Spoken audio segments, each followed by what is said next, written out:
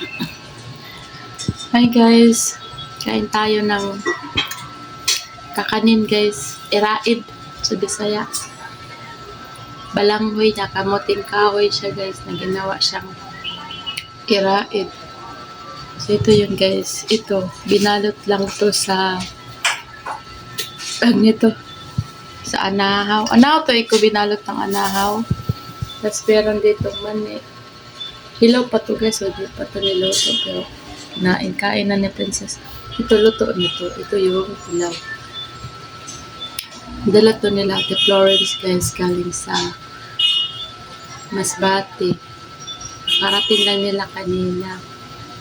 Kaya sila Masbate. So, kumain na ako yan.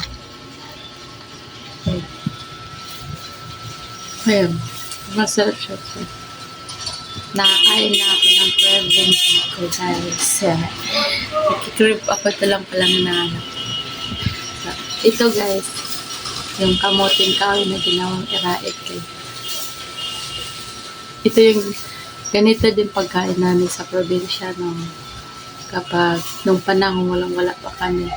Tapos nung wala kaming bigas, minsan kamuting kahoy yung pagkain namin.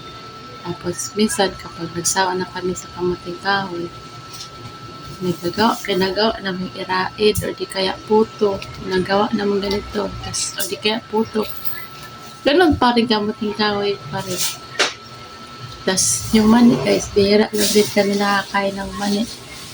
Dati, kapag may nagbibigay sa amin, ganun, or may nag-harvest, pinibigyan kami guys. Kasi, doon sa amin, kapag may nag-harvest, natulong-tulong kami. Tapos binibigyan lang kami. Kaya kapag nasa probinsya ka, hindi ka talaga magugutom kapag masipag ka. Diba? Tapos ngayon guys, pag uuwi ako sa probinsya, hindi na ako makakatikim ng ganito. Kasi wala na kaming farm. Kasi yung lolo ko kasi hindi na niya kaya mag-farm kasi matanda na siya. Kaya ito ngayon, nakakain ako ngayon kasi galing to sa Masbate kay La Princess. Taga Leyte kasi ako eh. Ito si La Princess. Galing to kay La Princess. Bigyan lang to sa amin. Ayan po guys. Ayan o. Mani, tsaka ano. Ito yung dala nila Ate Florence na ano, ito yun guys, na iraid. Ito yun, marami. Tapos ito po, may dala silang bigas.